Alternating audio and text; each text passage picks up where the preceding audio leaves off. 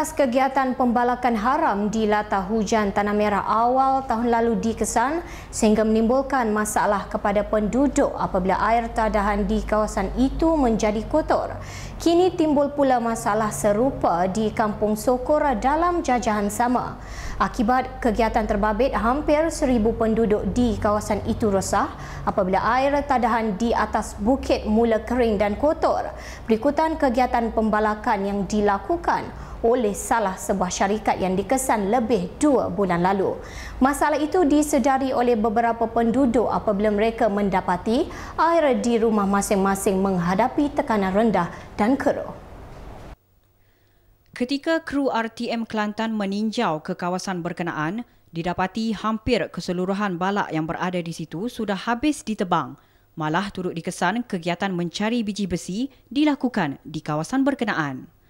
Individu terbabit dipercayai menggali lubang untuk mendapatkan biji besi sehingga beberapa kawasan berlubang dan berlumpur.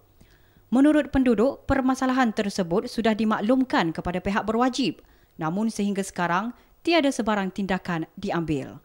Difahamkan hampir 500 ekar pokok balak di kawasan itu digondolkan oleh kegiatan pembalakan haram.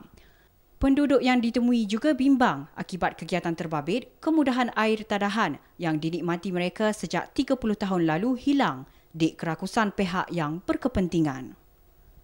Pencerobohan balok tu tetap berlaku. Lepas syarikat tu masuk, syarikat ni masuk. Banyak syarikat. Jadi manakah yang diwawarkan oleh wakil-wakil rakyat kita ni semua bertindak untuk untuk rakyat. Sedangkan air ni keperluan asas untuk orang-orang kampung. Sedangkan sungai pun kita orang tak boleh nak guna dah. Dengan air keruhnya, dengan lumpurnya. Kami ada anak 40 orang hok tadika. Kami memerlukan air.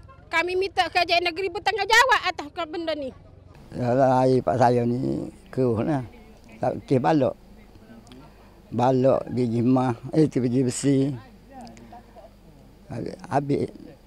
Tutup habis. Pak saya. Tak ada air ni, tak ada kedudukan Sokor 400 lebih kedudukan minat. Ini kerja kerajaan negeri berlaku ni. Kesimpulan laninya, ambo nak kerajaan negeri ataupun pihak berwajib pejabat Tanah Merah ke gapo ke, biar dia kekal ke kawasan hutan sipet tu je. Untuk kawasan tadahan kita je. Hak lain nak ambil bukit-bukit nak jadi rata ke nak jadi gapo apa buat. Kita nak kawasan air kita tu tak semi konsep langsung. Sebab kalau tak tebal hutan, tak tebal pembalakan situ, dia tak akan jadi gapo lain. Dia tak akan jadi air kering situ. Sementara itu, Ahli Dewan Undangan Negeri Adun Gual Ipoh Muhammad Bakhri Mustafa menjelaskan beliau berusaha mengambil pendekatan terbaik untuk membantu penduduk agar masalah yang dihadapi mereka tidak berterusan. Jadi saya merasa